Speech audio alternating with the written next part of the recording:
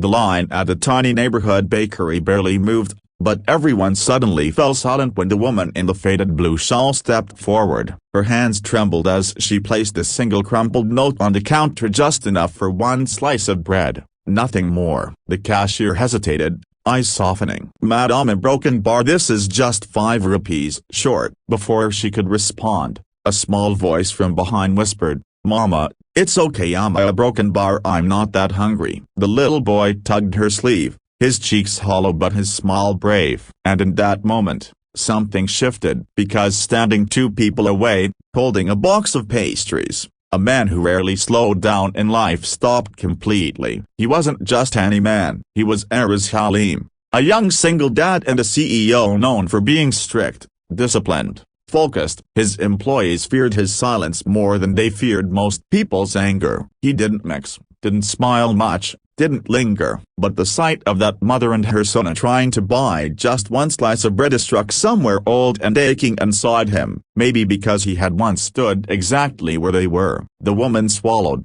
embarrassed, and pushed the bread back with a weak smile. "No, it's okay, I'm a broken bar, maybe tomorrow." But before she could turn, Araz stepped forward and placed his card on the counter. "Bill theirs, and bring them food, proper food." The woman froze. "Sir, no, a broken bar please, we are fine." The way she said died a soft, proud, resisting pity made it clear that hunger was not new to her. Araz gently shook his head. "Sit down, eat first." His voice wasn't commanding, it was a broken bar warm, almost pleading. The little boy's eyes lit up with the kind of grateful excitement children can't hide, even when they try. Araz motioned toward an empty corner table, and when they sat, he joined them in not something he ever did with strangers. To break the awkward quiet, he smiled at the boy. "What's your name, champ?" "Daniel," the boy said shyly. "I'm 7. My mom says I'll be strong one day." Araz's throat tightened. "I'm sure you already are." The mother stared at her hands, embarrassed. "Sir, I'm sorry you had to see this." "I didn't want him to know we didn't have enough." Her voice cracked. She tried hiding it, but it slipped out anyway. Araz leaned forward. "You're doing your best. That's enough." Slowly, she opened up. Her name was Hania, a widow who had been living on whatever small stitching jobs she could find. Her landlord had raised the rent. Her sewing machine broke 2 weeks earlier. Since then, she'd been walking house to house asking if anyone needed small repairs or embroidery work, earning barely enough to feed her son.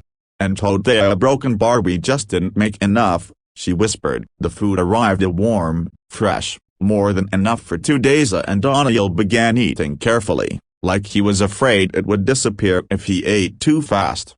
Araz watched the boy, his heart strangely full and heavy. His own daughter, 6-year-old Elena, had struggled the same way when his wife died 3 years ago. She would stare at food without touching it, as if afraid it might vanish like everything else she loved. "Do you have work tomorrow?" Araz asked. Hania shook her head. "I'm still looking. I can do sewing, house help, anything clean and respectful." "People promise things but a broken bar," she shrugged with a tired smile. "Life rarely listens." Araz didn't reveal who he was, and not yet. Instead, he took out a business card and slid it toward her. "Come tomorrow, my office, 10 a.m. Tell the receptionist I asked for you." Hania looked at the plain white card, confused. "But a broken bar, why?" "Sir, I don't want charity." "This isn't charity," he said simply. "It's opportunity." The next morning, she arrived at the massive glass building, stunned by its size. The guards checked her card and immediately guided her inside. When she entered the CEO's floor,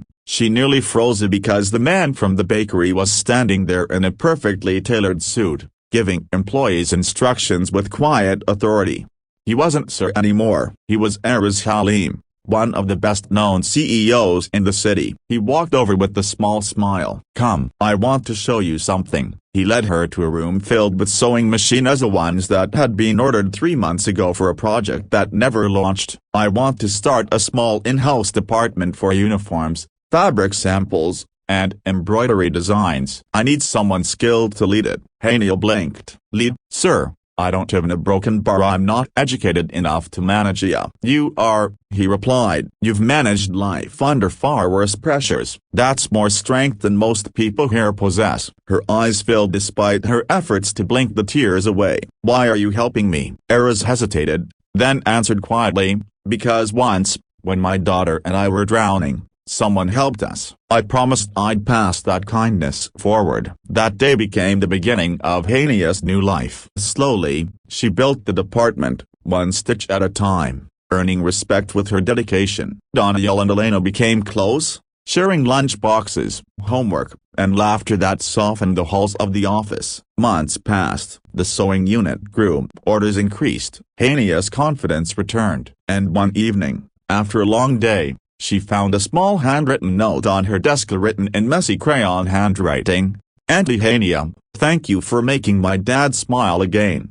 "Hey Elena." She pressed the note to her heart. Meanwhile, something else had been growing quietly, naturally, between her and Erez. Not forced, not dramatic, just two tired hearts learning to breathe again. One night, as they stood by the office window watching their kids play in the lobby below, Erez finally spoke the words he'd been holding back.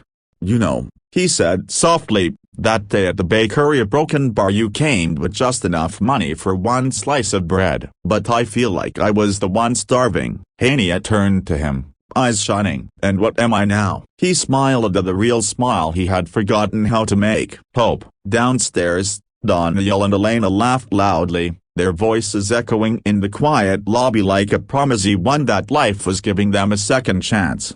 And for everyone watching, everyone listening to this story, remember this: sometimes the smallest act of kindness can rewrite someone's entire life. Sometimes one moment of humanity can pull a person out of darkness. And sometimes, when you choose kindness, you end up saving yourself too. If this story touched your heart even a little, hit the like button, subscribe to the channel, and share it with someone who needs to believe that kindness still exists in this world.